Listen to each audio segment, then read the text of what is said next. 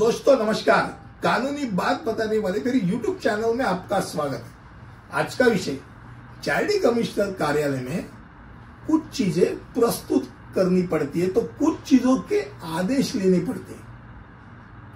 पहले जमाने में हर एक के दिमाग में ये रहता था कि भाई चार्डी कमिश्नर के ऑफिस में जाके दस्तावेज प्रस्तुत करके थप्पा लगा के आ गया तो यानी सबमिट हुआ, यानी वो पास भी हो गया। पर भाई साहब नहीं, सब चीजें वैसे नहीं करनी पड़ती।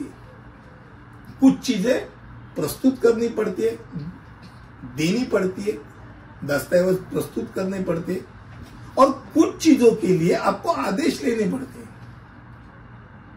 अब प्रस्तुत करने पड़ते ऐसे कौन से चीजें, तो आपके ऑडिट किए हुए जो खातों के जो दस्तावेज है, ऑडिटेड अकाउंट्स, उसको प्रस्तुत करना पड़ता है।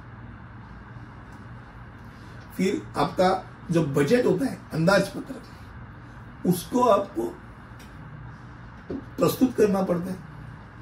अब ये जो प्रस्तुत करने का जो उसके लिए समय है वो भी आप समझ लीजिए।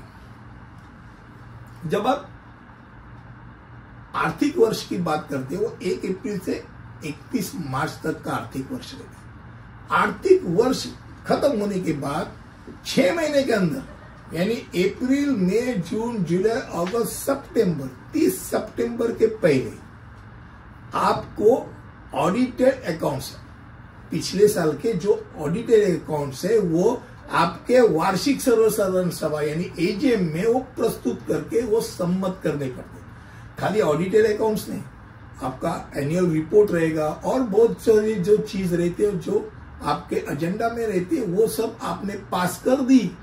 फिर वो आपको 6 महीने के अंदर वो एजीएम लेके सम्मत करके वो सबमिट करना पड़ता है। और कौन सी बात सबमिट करनी पड़ती है? बजट है भाई। ये बजट जो 1 अप्रैल से जो वर्ष चालू होने वाला है उसके पहले वाला 28 फरवरी के पहले की कौन सी भी तारीख, 28 फरवरी के पहले की कौन सी भी तारीख को आपको वो बजट दाखिल करना पड़ता है। वो अगले आने वाले साल का रहता है, 1 महीने पहले तक का उसका आखिरी डेट होता है। अब ये सब चीज दाखिल करने की बात है, उसमें कुछ ऑर्डर की बात नहीं रहती। आपने तय किया, आपने दाखिल कर दिया। अब आदेश लेने वाली जो बात रहती है वो सब चीज चेंज रिपोर्ट की होती है, मैक्सिमम चेंज रिपोर्ट की होती है, या तो किसी ने कंप्लेन कर दी उसके बारे में रहता है। अब आदेश प्राप्त करना चार्डी कमिश्नर ट्रस्ट में विभिन्न कारणों के लिए हो सकता है। वो कौन से पहलू है? पहली बात, जैसे कि आपके घटना के अनुसार आपने चुनाव ले लिया तो चुनाव के कारण कुछ कम हो गए, कुछ ज्यादा हो गए, सदस्य नए आए, कुछ गए, तो वो चेंज रिपोर्ट। फिर किसी का मृत्यु हो गया तो 1 आदमी कम हो गया, या किसी ने त्याग पत्र दे दिया, वो आदमी कम हो गया। ये या तो अलग और भी कारण है, उसके कारण अगर परिवर्तन हो रहा है, कम और ज्यादा हो रहा है, तो वो चेंज रिपोर्ट स्वीकार करने के लिए आपको ऑर्डर की जरूरत होगी।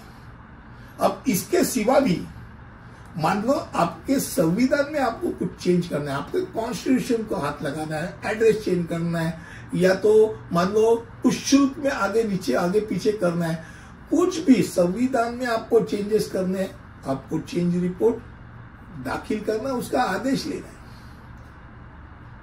और फिर इतना ही नहीं, अगर आपकी ट्रस्ट की संपत्ति में आपको कुछ बढ़ावा करना है, परचेस करना है, बेचना है, एमलगेमेट करना है, ये सब के लिए आपको खाली दाखिल करने का नहीं रहता, आदेश लेना पड़ता है। या किसी ने कंप्लेन कर ली तो ऐसे वाद विवादों में भी आदेश लेना पड़ता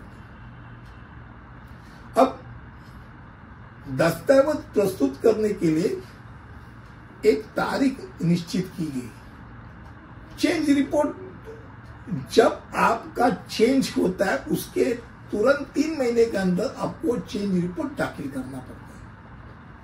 और दाखिल करने के बाद वकील उसके बारे में जज के सामने वो प्रस्तुत करके वो चेंज रिपोर्ट पास करने का कोशिश करेगा, और एक बार वो पास हो गया तो अगला चेंज रिपोर्ट तो वो आराम से बैठ सकता है।